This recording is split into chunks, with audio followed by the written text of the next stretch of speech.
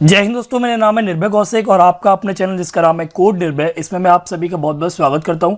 अपनी पिछली वीडियो में मैंने आपको बताया था कि गेटर और सेटर मेथड क्या होते हैं आखिर C++ के अंदर, और उसका एक एग्जांपल भी हमने समझा था। आज की इस वीडियो में हम जाने कि हमें अगर एक क्लास के अंदर एरे को यूज करना हो या फिर हम बोलेंगे उसे array within a class, उसको हम किस प्रकार से यूज कर सकते हैं। यानी कि हमारे पास जैसे कि हम एट्रीब्यूट को या फिर एक क्लास के अंदर एक वेरिएबल को डिक्लेयर करते थे, उसी में हम किस प्रकार से क्लास के अंदर एक एरे को भी डिक्लेयर कर सकते हैं और साथ में उसको यूज कैसे कर सकते हैं। तो थोड़ी सी पहले थ्योरी पढ़ेंगे, उसका सिंटैक्स को समझेंगे और उसके काम करने के तरीकों को समझेंगे, बाद में उसके हम एक एग्जाम्पल को समझेंगे। तो दोस्तों, अगर आप इस चैनल पर पहली बार आए तो कृपया इसे जरूर सब्सक्राइब कीजिएगा, क्योंकि मैं समय समय पर आपके लिए ऐसी ही वीडियोस लेके आता रहता हूं। सो दोस्तों, बिना कैसे बर्बादी के वीडियो को स्टार्ट करते हैं। So array within a class से मतलब ये है कि एक हमारे पास क्लास होगी और जैसे हम एक एट्रीब्यूट को डिक्लेयर करते हैं, जैसे कि आप यहाँ पर देखेंगे ये रोल नंबर आपका एक एट्रीब्यूट है जिसका जो टाइप है वो आपका इंटीजर है। इसी प्रकार से हम एक क्लास के अंदर अगर एक एरे को डिक्लेयर करते हैं, जैसे कि यहाँ पर देखिए मार्क्स जो है वो आपका एक एरे है जिसका कुछ एक साइज होगा और वो इंटीजर टाइप का एक आपका एरे होगा। अगर आप इस एरे को एक क्लास के अंदर डिक्लेयर करते हैं तो उसका मतलब क्या होता है, वो array within a class कहलाता है। यानी कि एक क्लास के अंदर आपका एक एरे है, इसको आप किस प्रकार से यूज कर सकते हैं वो हम समझेंगे। So array can be declared as a member of a class, यानी कि एरे जो है वो क्लास के मेंबर की तरह यानी कि एट्रीब्यूट की तरह या फिर एक वेरिएबल की तरह भी डिक्लेयर हो सकता है क्लास के अंदर। सो एक एग्जांपल से हम इसे समझने की कोशिश करते हैं। सबसे पहले चलते हैं हम अपने VS कोड एडिटर पे। सबसे पहले यहां पर ले लेते हैं हम hash include iostream, then using namespace std। Include की स्पेलिंग गलत है, ठीक है। अब हमें बाद में एक एरे का साइज भी चाहिए होगा, तो हम क्या करते हैं, यहाँ पर एक कॉन्स टाइप का एक वेरिएबल बना देते हैं, कॉन्स इंट, और यहाँ पर हम साइज दे देते हैं जिसका नाम और डिफॉल्ट वैल्यू हम इसके अंदर दे देते हैं 5। यानी कि जो हमारे एरे का साइज होगा वो हमारा 5 होगा। आप चाहे तो इस प्रकार से दे सकते हैं, आप चाहे तो एरे के अंदर नॉर्मली 5 भी लिख सकते हैं, ठीक है। अब हमें करना है क्लास का नाम लिखना है। क्लास कीवर्ड को आप लिखिए, क्लास का नाम आप कुछ भी लिख सकते हैं, हम लिख देते हैं टेस्टिंग। देन आपने यहाँ पर क्लास की बॉडी को स्टार्ट किया और बाद में आपको बॉडी जब एंड होगी क्लास की, आपको सेमीकोलन लगाना पड़ेगा।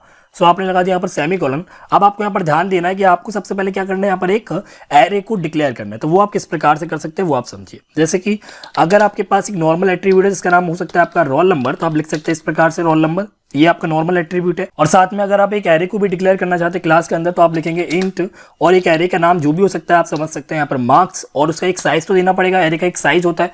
तो यहाँ पर हमने एक जो वेरिएबल बनाया है ऊपर, उसको आप यहाँ पर दे सकते हैं साइज। यानी कि हमारे पास एक मार्क्स नाम का एक एरे है जो इंटीजर टाइप की वैल्यू को होल्ड करेगा अपने अंदर, इंटीजर टाइप का एलिमेंट्स अपने अंदर लेगा, उसका जो साइज होगा वो होगा आपका 5, ठीक है।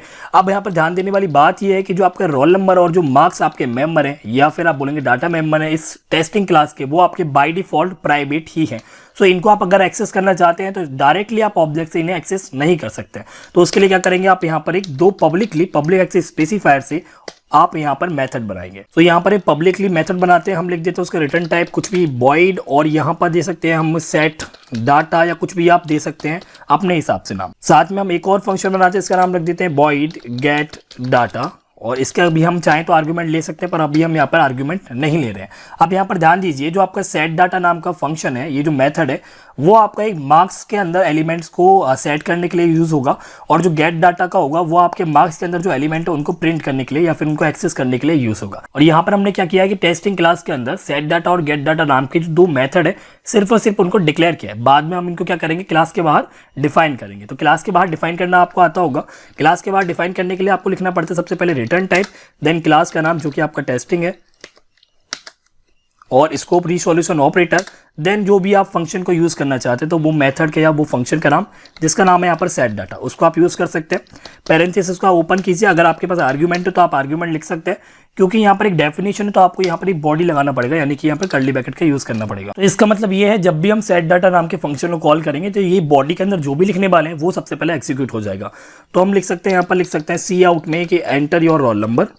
हम चाहते हैं सबसे पहले यूजर जो अपना रोल नंबर टाइप करे, सो एंटर योर रोल नंबर इस प्रकार से।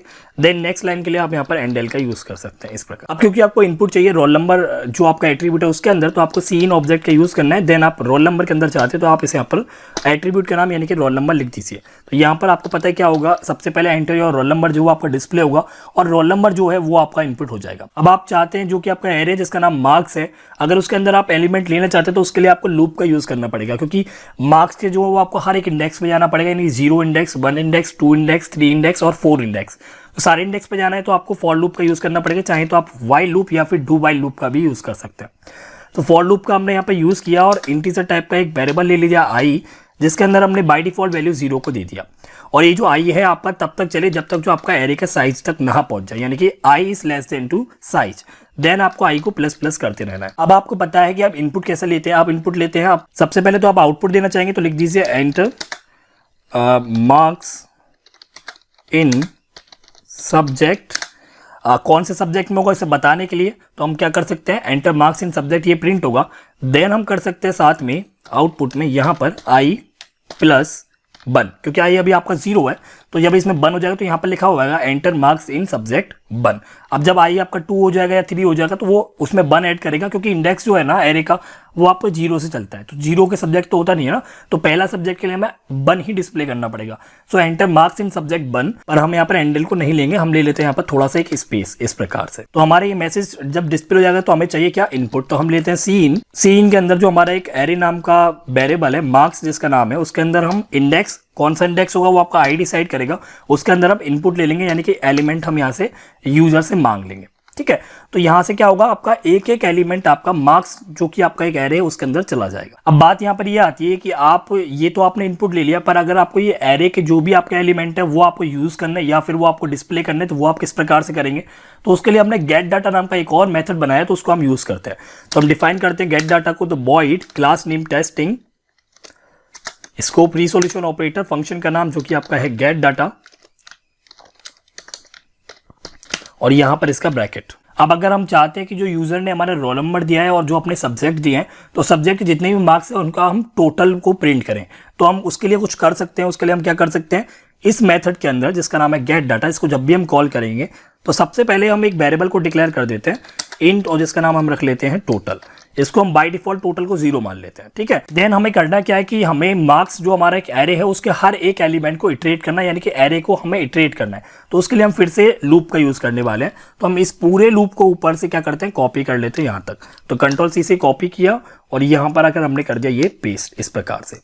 अब हमें ये इनपुट नहीं चाहिए तो हम ऐसा हटा देते हैं इस इनपुट को, पर ये फॉर लूप आपका इसी प्रकार से लिखा जाएगा, यानी कि आई से 0 से चलेगा और साइज तक चलेगा। ठीक है, तो आपने इनपुट ले लिया।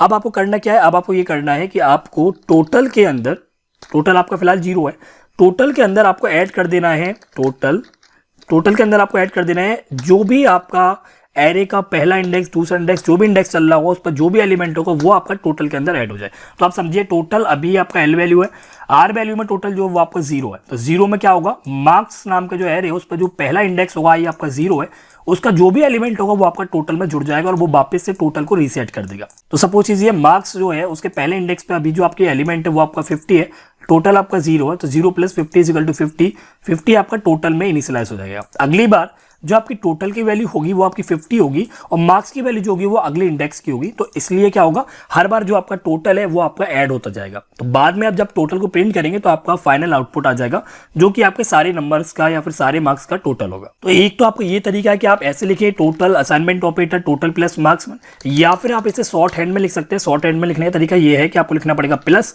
Then assignment operator. इसका मतलब और इससे पहले जो मैंने लिखा है दोनों का मतलब सेम ही होता है, कोई डिफरेंट नहीं होता है। ठीक है, तो जब आप ये सब कर लेंगे तो फाइनल जो भी वैल्यू होगी आपके टोटल की वही आपके टोटल मार्क्स होंगे। तो उसके लिए क्या करना पड़ेगा, आपको आउटपुट देना पड़ेगा। तो आप दे सकते हैं इस प्रकार से नेक्स्ट लाइन, और आप यहां दे सकते हैं टोटल इज इस प्रकार से, और बाद में क्या करेंगे आप टोटल को प्रिंट कर देंगे। सो टोटल इज टोटल आपने प्रिंट कर दिया, कंट्रोल एस से कर दिया आपने सेव। अब आपको करना क्या है, देखिए आपको सेट डाटा की मदद से सबसे पहले इनपुट का यूज करना है, तो सेट डाटा को कॉल करना है। देन आपको टोटल चाहिए नंबर्स का, तो आप क्या करेंगे गेट डाटा को कॉल करेंगे। तो कॉल करने के लिए आपको ऑब्जेक्ट को बनाना पड़ेगा। तो एक फंक्शन बना लीजिए या फिर आप मेन फंक्शन पे भी काम कर सकते हैं। तो मेन फंक्शन हमने बना लिया, इसके अंदर गए हम, यहाँ पर सबसे पहले हमें एक ऑब्जेक्ट बनाना है। तो हम लिखते हैं क्लास का नाम जो कि हमारा है टेस्टिंग, क्लास का नाम।